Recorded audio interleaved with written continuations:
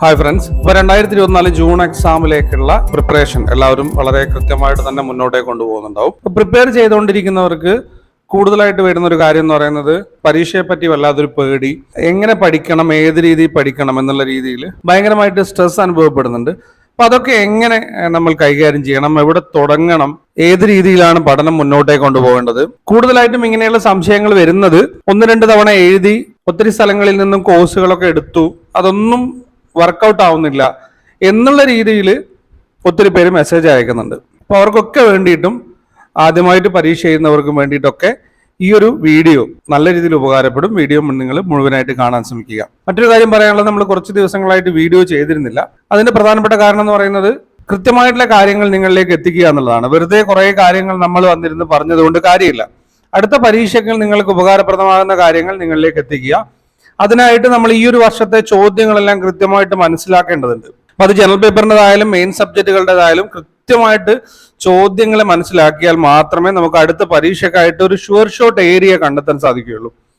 അപ്പൊ അത്തരം കാര്യങ്ങളൊക്കെ തന്നെ വളരെ കൃത്യമായിട്ട് അനലൈസ് ചെയ്ത് അടുത്ത പരീക്ഷയ്ക്കായിട്ട് എങ്ങനെ പ്രിപ്പയർ ചെയ്യാം എന്നുള്ളതിനെ പറ്റി വളരെ വ്യക്തമായിട്ടുള്ള ഒരു സ്ട്രാറ്റജി തയ്യാറാക്കിയിട്ടുണ്ട്. വരും ദിവസങ്ങളിൽ ഓരോ ദിവസങ്ങളിലായിട്ട് ഇനി വരും ദിവസങ്ങളിൽ ഈ കാര്യങ്ങളെല്ലാം തന്നെ ഓരോ വീഡിയോ ആയിട്ട് നിങ്ങൾക്ക് ലഭിക്കുന്നതായിരിക്കും. നിങ്ങൾക്ക് റിലേറ്റ് ചെയ്യാൻ കഴിയുന്നുണ്ടെങ്കിലും നിങ്ങൾക്ക് കാര്യങ്ങളെല്ലാം വളരെ കൃത്യമായിട്ട് മനസ്സിലാകുന്നുണ്ടെങ്കിലും ആ ഒരു രീതിയിൽ നിങ്ങൾ പ്രിപ്പറേഷൻ മുന്നോട്ടേക്ക് കൊണ്ടുപോവുക.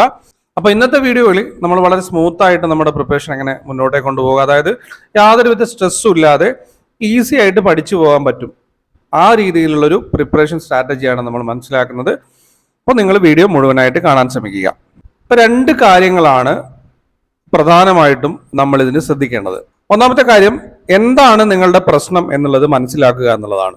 രണ്ടാമത്തത്, കൃത്യമായിട്ടുള്ളൊരു പ്ലാൻ തയ്യാറാക്കുക, ഒരു ആക്ഷൻ പ്ലാൻ, അതുപോലെ തന്നെ ഒരു സ്റ്റഡി പ്ലാൻ തയ്യാറാക്കുക എന്നുള്ളതാണ്. അപ്പൊ ഈ രണ്ട് കാര്യങ്ങൾ വളരെ കൃത്യമായിട്ട് നിങ്ങൾ തയ്യാറാക്കി കഴിഞ്ഞാൽ, നിങ്ങളുടെ പ്രോബ്ലം മനസ്സിലാക്കി അതിനനുസൃതമായ രീതിയിൽ ഒരു പ്ലാൻ തയ്യാറാക്കി കഴിഞ്ഞാൽ വളരെ ഈസി ആയിട്ട് നിങ്ങൾക്ക് ജൂൺ എക്സാമിനേഷന് JRF ക്രാക്ക് ചെയ്യാൻ പറ്റും എന്നുള്ളത് 100% ഉറപ്പാണ്. ഓക്കെ, അപ്പൊ നമുക്ക് ഈ കാര്യങ്ങൾ വിശദമായിട്ട് തന്നെ മനസ്സിലാക്കാം. അപ്പൊ നമ്മുടെ പ്രോബ്ലംസ് എന്നുള്ളത് ഒത്തിരി കാര്യങ്ങളുണ്ടാവും. ഒന്ന് രണ്ട് തവണ പരീക്ഷ എഴുതിയവരെ സംബന്ധിച്ചിടത്തോളം പരീക്ഷാ രീതികൾ, ചോദ്യങ്ങളുടെ പാറ്റേൺ, അതിന്റെ കട്ട് ഓഫ് ക്രൈറ്റീരിയ, എക്സാം ഹാളിലെ പ്രോബ്ലംസ്, ഇതൊക്കെ തന്നെ നിങ്ങളുടെ പ്രോബ്ലംസ് ആണ്. പക്ഷെ പ്രിപ്പറേഷൻ തുടങ്ങുന്ന സമയത്ത് അതൊന്നും നമ്മുടെ മുമ്പിലില്ല. നമ്മുടെ മുമ്പിൽ സിലബസ് മാത്രമേ ഉള്ളൂ, നമുക്ക് പഠിക്കാനുള്ള കാര്യങ്ങൾ മാത്രമേ ഉള്ളൂ. ആ കാര്യം നിങ്ങൾ ആദ്യം മനസ്സിലേക്ക് എടുക്കുക എന്നുള്ളതാണ്. അത് ആദ്യമായിട്ട് പരീക്ഷ എഴുതുന്നവരായാലും നിലവിൽ എഴുതിക്കൊണ്ടിരിക്കുന്നവരായാലും ഇപ്പൊ നെറ്റ് കിട്ടി JRFന് വേണ്ടി എഴുതുന്നവരായാലും ഒക്കെ തന്നെ നിങ്ങളുടെ മുമ്പിൽ ഇപ്പോഴുള്ള കാര്യം എന്ന് പറയുന്നത് സിലബസ് ആണ്. അത് ഫസ്റ്റ് പേപ്പറിന്റെയും സെക്കൻഡ് പേപ്പർ, അത് കൃത്യമായിട്ട് നിങ്ങളുടെ മുമ്പിലുണ്ട് എന്നുള്ളത് നിങ്ങൾ മനസ്സിലാക്കുക. അപ്പൊ സിലബസിലേക്ക് എത്തുമ്പോൾ നമുക്ക് കൃത്യമായിട്ട് അതിന് നോട്ടുകൾ വേണം, അല്ലെങ്കിൽ നിങ്ങളൊരു കോഴ്സിന് ചേരണം, അല്ലെങ്കിൽ വളരെ എഫക്റ്റീവായിട്ടുള്ള ബുക്കുകൾ ഉണ്ടായിരിക്കണം. ഈ മൂന്ന് കാര്യങ്ങളിലൂടെ മാത്രമേ നമുക്കിത് പഠിച്ചെടുക്കാൻ സാധിക്കുകയുള്ളൂ. അല്ലെങ്കിൽ നിങ്ങൾ വളരെ കൃത്യമായിട്ട് നോട്ടുകൾ തയ്യാറാക്കണം. ഫസ്റ്റ് പേപ്പറിനും തയ്യാറാക്കേണ്ടതുണ്ട്, അതുപോലെ തന്നെ സെക്കൻഡ് പേപ്പറിനും തയ്യാറാക്കേണ്ടത്. ഇതിൽ ഏത് വേണമെങ്കിലും നിങ്ങൾക്ക് ചൂസ് ചെയ്യാം. ഇഫക്റ്റീവായിട്ട് ഏതാണ് എന്ന് നിങ്ങൾക്ക് തോന്നുന്നുണ്ടെങ്കിൽ, അഫോർഡബിൾ ആയിട്ട് കിട്ടുന്നുണ്ടെങ്കിലും അത് നിങ്ങൾക്ക് ചൂസ് ചെയ്യാവുന്നതാണ്. ഇനി സിലബസിലേക്ക് വന്നു കഴിഞ്ഞാൽ എന്താണ്, നമുക്ക് രണ്ട് പേപ്പറാണല്ലോ, first paper, second paper. First പേപ്പറിൽ നമുക്ക് 50 ചോദ്യങ്ങൾ 100 മാർക്കിനുള്ളത്, സെക്കൻഡ് പേപ്പറിൽ 100 ചോദ്യങ്ങൾ 200 മാർക്കിനുള്ളത്, അല്ലേ? അങ്ങനെ ടോട്ടൽ 300 മാർക്കിനുള്ള ചോദ്യങ്ങളാണ് നമുക്ക് വരുന്നത്. ഇതിൽ നമ്മൾ എത്ര സ്കോർ ചെയ്യണം, ഏത് രീതിയിലാണ് കട്ട് ഓഫ്, ഇത്തരം കാര്യങ്ങളൊക്കെ തന്നെ നമ്മൾ ഒത്തിരി വീഡിയോ ചെയ്തിട്ടുണ്ട്. വളരെ ഇമ്പോർട്ടൻ്റ് ആയിട്ടുള്ള മറ്റൊരു കാര്യം പറയാനുള്ളത്, നിങ്ങൾക്ക് ഇതുപോലെ ഏതെങ്കിലും രീതിയിലുള്ള സംശയങ്ങൾ ഈ പരീക്ഷയുമായി ബന്ധപ്പെട്ടിട്ടുണ്ട്, അല്ലെങ്കിൽ ഞങ്ങളുടെ പഴയ വീഡിയോസ് ഒന്നും നിങ്ങൾ കണ്ടിട്ടില്ല എന്നുണ്ടെങ്കിൽ, പരീക്ഷ ആദ്യമായിട്ട് പ്രിപ്പയർ ചെയ്യുന്നവരാണെങ്കിലൊക്കെ നിങ്ങൾക്ക് എന്തൊക്കെ സംശയങ്ങൾ ഈ ഒരു പരീക്ഷയുമായി ബന്ധപ്പെട്ടിട്ടുണ്ട് എന്നുള്ളത് കമന്റ് ചെയ്യാം. അല്ലെങ്കിൽ നമ്മുടെ ഇൻസ്റ്റാഗ്രാം പേജിലൂടെ നിങ്ങൾക്ക് മെസ്സേജ് അയക്കാം. നമുക്ക് വീക്കിലി സൺഡേ ഒക്കെ ഇത്തരത്തിൽ നിങ്ങളുടെ സംശയങ്ങൾ മാത്രം വെച്ചുകൊണ്ട് വീഡിയോ ചെയ്യാം. പലർക്കും പല രീതിയിലുള്ള ഡൗട്ടുകളുണ്ട്. ഈ ഡൗട്ടുകളൊക്കെ ക്ലിയർ ചെയ്തിട്ട് നമ്മൾ വീഡിയോ ചെയ്തതാണ്. ഇതിപ്പോ PhD ആയാലും, അതുപോലെ തന്നെ സ്കോളർഷിപ്പ് ആയാലും, JRF ആയാലും, ഈ നെറ്റ് എക്സാമിന്റെ ക്രൈറ്റീരിയ ആയാലും, അതുപോലെ തന്നെ കട്ട് ഓഫിന്റെ കാര്യങ്ങളായാലും, പെർസെന്റേജ് ആയാലും, ഇത്തരം ഒരുപാട് മെസ്സേജുകൾ വരുന്നുണ്ട്. നിങ്ങൾ എന്താണ് നിങ്ങളുടെ ഡൗട്ട് എന്നുള്ളത് മനസ്സിലാവുന്ന രീതിയിൽ പ്രോപ്പറായിട്ട് ആ കാര്യം ഒന്ന് കമന്റ് ചെയ്യുക, അല്ലെങ്കിൽ നമ്മുടെ ഇൻസ്റ്റാഗ്രാം പേജ് ലൈക്ക് ചെയ്ത് മെസ്സേജ് അയക്കുക. നമുക്ക് വളരെ കൃത്യമായിട്ട് അത് സോൾവ് ചെയ്യാവുന്നതാണ്. അപ്പൊ നമ്മുടെ പ്രോബ്ലം ഫൈൻഡ് ചെയ്ത് കഴിഞ്ഞാൽ നമുക്കറിയാം നമ്മൾ പഠിച്ചുകൊണ്ടിരിക്കുകയാണ്, നമുക്ക് ഒരു രീതിയിലും ക്രാക്ക് ചെയ്യാൻ പറ്റുന്നില്ല, പലർക്കും നെറ്റ് കിട്ടുന്നുണ്ട്, എന്താണ് അവരുടെ രീതി എന്നുള്ളത് നമുക്കറിയുന്നുണ്ട്. ആ രീതിയിൽ നമുക്ക് പഠിക്കാൻ പറ്റുന്നില്ല. കാരണം ഒരാൾക്ക് ലഭിക്കുന്ന സമയമായിരിക്കില്ല മറ്റൊരാൾക്ക് ഉണ്ടാവുക, അല്ലെങ്കിൽ അവരുടെ രീതി ആയിരിക്കില്ല മറ്റൊരാൾ ഫോളോ ചെയ്യുന്നുണ്ടാവുക. അപ്പൊ ഇതിന്റെ ക്രൈറ്റീരിയ എന്ന് പറഞ്ഞ നമ്മൾ നേരത്തെ പറഞ്ഞ പോലെ 6% വളരെ നല്ല രീതിയിൽ പ്രിപ്പയർ ചെയ്ത് നല്ല മാർക്ക് നേടുന്ന ടോട്ടൽ ആ വിഷയത്തിന് പങ്കെടുത്തവരിൽ നിന്നും 6% പേർക്കാണ് നെറ്റ് കിട്ടുന്നത്. JRFന് വെറും 1% മാത്രമേ ഉള്ളൂ. ഇത് ഇതിന്റെ ക്രൈറ്റീരിയ ആണ്. അപ്പൊ ഈ ഒരു വസ്തുത വെച്ചുകൊണ്ട് തന്നെ നമ്മളുടെ പ്രിപ്പറേഷൻ വളരെ ഹാർഡായിട്ട് നമ്മൾ പ്രിപ്പയർ ചെയ്യുന്നുണ്ടാവും. അത് നമ്മൾ വളരെ സ്മാർട്ടായിട്ടുള്ള പ്രിപ്പറേഷനിലേക്ക് കൺവേർട്ട് ചെയ്യുക എന്നുള്ളതാണ് ആദ്യം നമ്മൾ ചെയ്യേണ്ടത്. ഫസ്റ്റ് സ്റ്റെപ്പ് അതാണ്. നമ്മൾ തുടർച്ചയായിട്ട് പഠിച്ചുകൊണ്ടിരിക്കുകയാണ്, നമുക്ക് ക്രാക്ക് ചെയ്യാൻ പറ്റുന്നില്ല, 3, 4, 5 തവണ എഴുതിയവരുണ്ട്, ക്രാക്ക് ചെയ്യാൻ പറ്റുന്നില്ല. അപ്പോൾ നമ്മൾ എന്ത് ചെയ്യണം? നമ്മളുടെ പഠന രീതിയിൽ മാറ്റങ്ങൾ വരുത്തുക എന്നുള്ളതാണ്. നമ്മൾ തന്നെയാണ് പരീക്ഷ ചെയ്യുന്നത്, നമ്മൾ തന്നെയാണ് പ്രിപ്പയർ ചെയ്യുന്നത്. ആ കാര്യം നിങ്ങൾ മനസ്സിലാക്കുക. അപ്പോൾ നമ്മൾ ഹാർഡായിട്ടുള്ള ഒരു സ്റ്റഡി മെത്തേഡിൽ നിന്നും സ്മാർട്ട് വർക്കിലേക്ക് മാറുക എന്നുള്ളതാണ്. അതിന് നമ്മളുടെ മുമ്പിലുള്ള ഒന്നാമത്തെ മാർഗം എന്ന് പറയുന്നത് നമ്മുടെ സിലബസ് തന്നെയാണ്. അപ്പൊ സിലബസിൽ നമുക്കറിയാം ഫസ്റ്റ് പേപ്പർ, സെക്കൻഡ് പേപ്പർ, ഈ 2 പേപ്പറുകളാണ് നമുക്കുള്ളത്. ഏകദേശം 10 ടോപ്പിക്ക് ഫസ്റ്റ് പേപ്പർ എന്നുണ്ട്, 10 ടോപ്പിക്ക് സെക്കൻഡ് പേപ്പർ എന്നുണ്ട്. മാർക്കിലാണ് വ്യത്യാസം. സെക്കൻഡ് പേപ്പറിൽ 200 മാർക്കും ഫസ്റ്റ് പേപ്പറിൽ 100 മാർക്കുമാണ്. ഓക്കെ, ഈ കാര്യം നമുക്കറിയാം. അപ്പൊ നമ്മൾ എന്ത് ചെയ്യണം?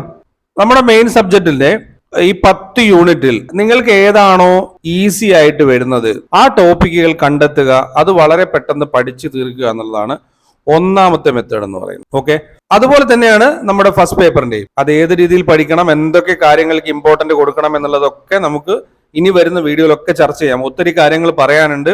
നമുക്ക് മാർക്ക് കൂടുതൽ വരുന്ന ഏരിയ ഏതൊക്കെയാണ് ഫസ്റ്റ് പേപ്പറിൽ, അതുപോലെ തന്നെ സെക്കൻഡ് പേപ്പറിൽ ഏതൊക്കെയാണ് മാർക്ക് കൂടുതൽ വരുന്ന ഏരിയ എന്നൊക്കെ നമുക്ക് ഡിസ്കസ് ചെയ്യാം. അതിന് തെളിവ് സഹിതം തന്നെ നമുക്ക് നമ്മുടെ പ്രിപ്പറേഷൻ മുന്നോട്ടേ കൊണ്ടുപോകാം. ഇത്തരം കാര്യങ്ങളൊക്കെ തന്നെ വളരെ കൃത്യമായിട്ട് നിങ്ങൾക്ക് ലഭിക്കാനായിട്ട് നിങ്ങൾ ചാനൽ സബ്സ്ക്രൈബ് ചെയ്ത് ബെല്ലൈക്കൻ എനാബിൾ ചെയ്ത് വെക്കുക എന്നുള്ളത് മാത്രം ചെയ്താൽ മതി.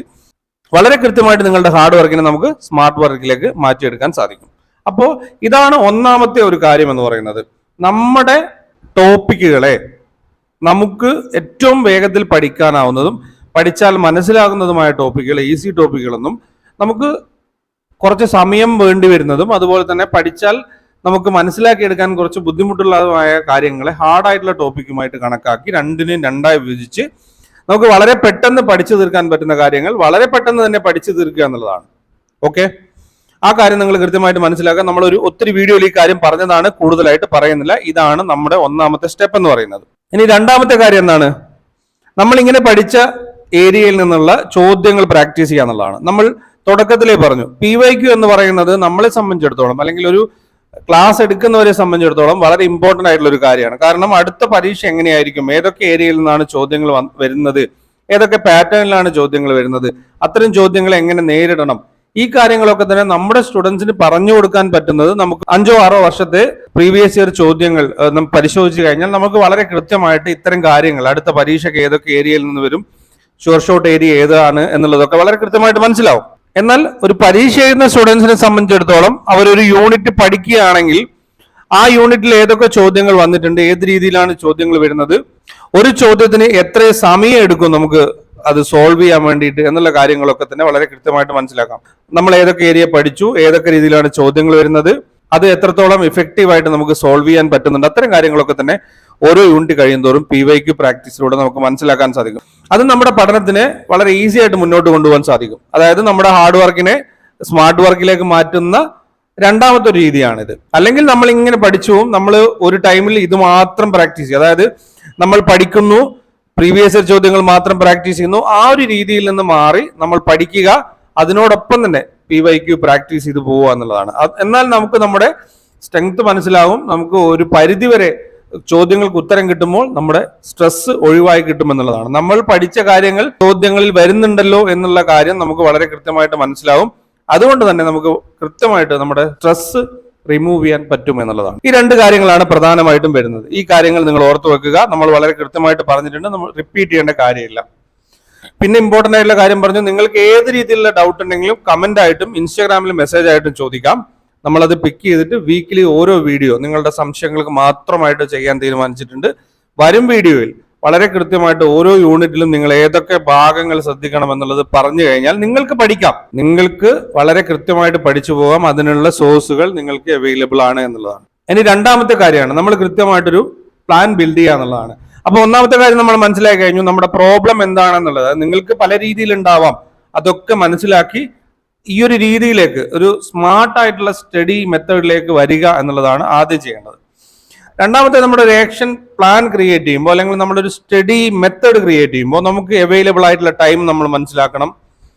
നമ്മുടെ ലിമിറ്റിനെ പറ്റി നമ്മൾ വ്യക്തമായിട്ടുള്ള ധാരണ ഉണ്ടായിരിക്കണം. എന്താണ് നമുക്ക് വേണ്ടത് എന്നുള്ളതിനെ പറ്റിയിട്ടും നമുക്ക് അറിവുണ്ടായിരിക്കണം. അവൈലബിൾ ആയിട്ടുള്ള ടൈം എന്ന് പറയുമ്പോൾ നിങ്ങൾക്ക് ഏതൊക്കെ സമയമാണോ പഠിക്കാൻ കിട്ടുന്നത് അതൊക്കെ നിങ്ങളുടെ സമയമാണ്. അത്തരം സമയങ്ങളൊക്കെ തന്നെ ഉപയോഗപ്പെടുത്തുക. അതിന് നമുക്ക് ഒരുപാട് എക്സ്ക്യൂസ് ഉണ്ട്. നമുക്ക് വീട്ടുജോലിയുണ്ട്, നമുക്ക് വർക്ക് ഉണ്ട്, നമുക്ക് ചെറിയ കുട്ടികളുണ്ട്, ഇത്തരം ഒരുപാട് കാര്യങ്ങൾ നമ്മുടെ മുമ്പിൽ ഉണ്ടാവും. അതിനൊക്കെ തരണം ചെയ്തുകൊണ്ട് നമുക്ക് അവൈലബിൾ ആയിട്ടുള്ള സമയം നമ്മൾ കണ്ടെത്തേണ്ടത് വളരെ വളരെ അത്യാവശ്യമുള്ള കാര്യമാണ്.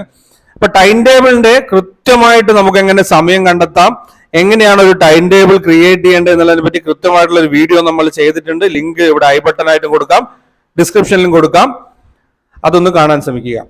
നമ്മുടെ ലിമിറ്റിനെ പറ്റി നമ്മൾ അവെയർ ആയിരിക്കുക എന്ന് പറയുന്നത് നമുക്ക് എന്തൊക്കെ കാര്യങ്ങൾ വളരെ എളുപ്പത്തിൽ പഠിക്കാൻ സാധിക്കും അല്ലേ, അത് നമ്മൾ മനസ്സിലാക്കി. നമ്മൾ സ്മാർട്ട് സ്റ്റഡിയിലേക്ക് വരുന്ന സമയത്ത് നമുക്കത് മനസ്സിലാക്കാൻ പറ്റും. നമ്മുടെ ലിമിറ്റിനെ പറ്റി വളരെ കൃത്യമായിട്ട് മനസ്സിലാക്കാൻ സാധിക്കും.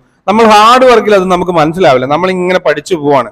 അപ്പൊ നമ്മുടെ ലിമിറ്റ് മനസ്സിലാക്കി കഴിഞ്ഞാൽ അതിനപ്പുറത്തേക്കുള്ള കാര്യങ്ങൾ എന്തൊക്കെ വേണം എന്നുള്ളതും അതിനെന്തൊക്കെ കാര്യങ്ങൾ ചെയ്യണം എന്നുള്ളതിനെ പറ്റി നമുക്ക് കൃത്യമായിട്ടുള്ള ഒരു ഐഡിയ ഉണ്ടാവും.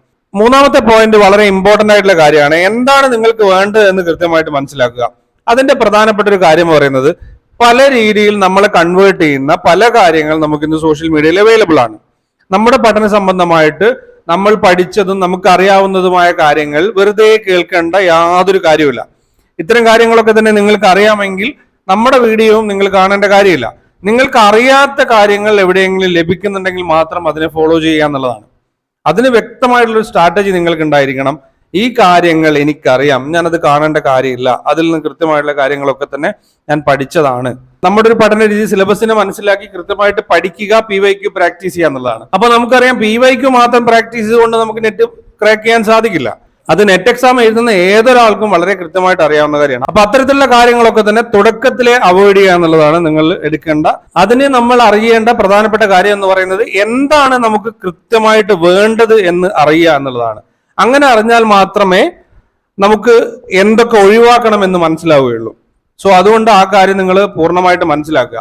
അതിന് ഉദാഹരണമായിട്ട് ഒരു കാര്യം പറഞ്ഞു കഴിഞ്ഞാൽ കൊമേഴ്സ് സബ്ജക്റ്റിന്റെ സ്ട്രാറ്റജിയെ അല്ല നമുക്ക് മലയാളം സബ്ജക്റ്റിന്, ഇംഗ്ലീഷിന്റെ സ്ട്രാറ്റജിയെ അല്ല കമ്പ്യൂട്ടർ സയൻസിന്.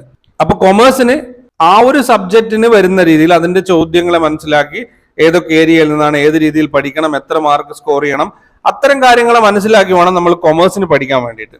മലയാളത്തിനെ സംബന്ധിച്ചിടത്തോളം ചില ഭാഗങ്ങളിൽ ഭൂരിഭാഗം പേർക്ക് മാർക്ക് കുറയാണ്ട് അത്തരം ഏരിയകൾ മനസ്സിലാക്കി ആ ഏരിയക്ക് ഫോക്കസ് കൊടുത്തുകൊണ്ട് പഠിക്കുക. അത്തരം കാര്യങ്ങൾ കൂടുതൽ ഉൾപ്പെടുത്തിയിട്ടായിരിക്കും ചോദ്യങ്ങൾ വരുന്നുണ്ടാവുക. അപ്പൊ ആ കാര്യങ്ങളൊക്കെ തന്നെ നമുക്ക് ഓരോ സബ്ജക്റ്റിനെയും നമുക്കൊരു വെബിനാർ കണ്ടക്ട് ചെയ്യുന്നുണ്ട്. ഓരോ സബ്ജക്റ്റിനും നിങ്ങൾ ഒരുപാട് വെബിനാറുകൾ കേട്ടിട്ടുണ്ടാവും. നമ്മുടേതായ രീതിയിലുള്ള സ്ട്രാറ്റജിയും കൂടി നിങ്ങൾ അറിയുക, ആ കാര്യങ്ങൾ മനസ്സിലാക്കുക. പറയുന്നത് നിങ്ങൾക്ക് മനസ്സിലാവുന്നുണ്ടെങ്കിൽ ആ രീതിയിൽ പഠനം മുന്നോട്ടേ കൊണ്ടുപോവുക. നമ്മളെ പല രീതിയിൽ വഴിതിരിച്ചു വിടുന്ന പല കണ്ടന്റുകൾ നിങ്ങൾക്ക് അവൈലബിൾ ആയിരിക്കും. നിങ്ങൾ എവിടെയെങ്കിലും ഒന്ന് കൃത്യമായിട്ട് നിന്ന് പറയുന്ന കാര്യങ്ങൾ കേട്ട് മനസ്സിലാക്കി പഠനം മുന്നോട്ടേ കൊണ്ടുപോകുക എന്നുള്ളത് ഒരു തീരുമാനമായിട്ട് എടുക്കുക എന്നുള്ളതാണ്. അപ്പൊ ഈ കാര്യങ്ങൾ, ഈ 3 കാര്യങ്ങൾ, നിങ്ങളുടെ സമയം, നിങ്ങളുടെ ലിമിറ്റ്, നിങ്ങൾക്ക് എന്താണ് വേണ്ടത് എന്നുള്ളത് കൃത്യമായിട്ട് അറിയുക. അങ്ങനെ അറിഞ്ഞു വേണം നമ്മളൊരു പ്ലാൻ ക്രിയേറ്റ് ചെയ്യുക എന്നുള്ളതാണ്. നിങ്ങൾക്ക് ഇതുവരെ ഇതുപോലുള്ള കാര്യങ്ങൾ വളരെ കൃത്യമായിട്ട് എവിടുന്നും ലഭിച്ചിട്ടുണ്ടാവില്ല. അതുകൊണ്ട് തന്നെ പൂർണ്ണമായിട്ട് ഈ കാര്യങ്ങൾ നിങ്ങൾ ഫോളോ ചെയ്യുക എന്നുള്ളതാണ്. ഇനി അവസാനത്തെ ഒരു കാര്യം പറഞ്ഞുകൊണ്ട് നമുക്ക് ഈ വീഡിയോ വൈൻഡപ്പ് ചെയ്യാം. നിങ്ങളുടെ ഹെൽത്ത് വളരെ കൃത്യമായിട്ട് ശ്രദ്ധിക്കുക എന്നുള്ളതാണ്. കൃത്യമായ റെസ്റ്റ്, നിങ്ങളുടെ ഹെൽത്ത് വളരെ കൃത്യമായിട്ട് ശ്രദ്ധിക്കുക. അതിന് നിങ്ങൾ കൃത്യമായിട്ട് വെള്ളം കുടിക്കുക, ഭക്ഷണം കഴിക്കുക, ഷുഗർ കണ്ടന്റ് ഉള്ളതും അതുപോലെ തന്നെ ജങ്ക് ഫുഡുകളും ഒഴിവാക്കുക, കൃത്യമായിട്ട് ഉറങ്ങുക, അതുപോലെ തന്നെ സോഷ്യൽ മീഡിയ എന്റർടൈൻമെന്റിൽ നിന്നും ഒരു അകലം പാലിക്കുക എന്നുള്ളതാണ്. നമ്മുടെ പരീക്ഷ കഴിയുന്നത് വരെയെങ്കിലും കൃത്യമായിട്ട് അകലം പാലിക്കുക. ഇത് 3 നിങ്ങൾ ഫോളോ ചെയ്താൽ തന്നെ ഒരു പരിധി വരെ നിങ്ങളുടെ പഠനം കൃത്യമായിട്ട് മുന്നോട്ടേ കൊണ്ടുപോകാൻ സാധിക്കും. വെള്ളം കൂടി വളരെ ഇമ്പോർട്ടൻ്റ് ആയിട്ടുള്ള കാര്യമാണ്. നമ്മൾ പല വീഡിയോയിലും പറയാൻ വിചാരിച്ചിരിക്കുന്ന കാര്യമാണ്, പക്ഷേ ഇത് പലരും ചെയ്യുന്നില്ല. നമ്മളൊരു ഒത്തിരി പേരോട് സംസാരിച്ചതിൽ നിന്നും പലർക്കും ഈ ഒരു പേടി, അതുപോലെ തന്നെ സ്ട്രെസ് തലയിലേക്ക് വരുമ്പോൾ ഭക്ഷണം കഴിക്കാൻ വിട്ടുപോകുന്നു, വെള്ളം കുടിക്കുന്നില്ല, കൃത്യമായിട്ട് ഉറങ്ങുന്നില്ല, ഫുൾ ടൈം ഫോണിൽ പല വീഡിയോസൊക്കെ കണ്ടുകൊണ്ടിരിക്കുകയാണ്. അതൊന്നും നമുക്ക് ശാശ്വതമായിട്ടുള്ള ഒരു പരിഹാരമല്ല എന്ന് നിങ്ങൾ മനസ്സിലാക്കുക. അപ്പൊ ഇത്രയും കാര്യങ്ങളാണ് ഈ വീഡിയോയിൽ പറയാനുള്ളത്. നിങ്ങളുടെ ഒരു ഹാർഡ് വർക്കിനെ എങ്ങനെ കൃത്യമായിട്ട് സ്മാർട്ട് സ്റ്റഡിയിലേക്ക് കൺവേർട്ട് ചെയ്യാന്നുള്ളത് നമ്മൾ മനസ്സിലാക്കി. ഇതുപോലെ നമുക്ക് ഒരുപാട് കാര്യങ്ങൾ ഓരോ ടോപ്പിക്കിലും മനസ്സിലാക്കാനുണ്ട്. അത്തരം കാര്യങ്ങളൊക്കെ തന്നെ വരും വീഡിയോയിൽ നമുക്ക് ചർച്ച ചെയ്യാം. നിങ്ങൾക്ക് ഉപകാരപ്രദമായിട്ടുള്ള മറ്റൊരു വിഷയമായി അടുത്ത വീഡിയോയിൽ കാണാം. Thank you for watching. Keep studying. Stay safe.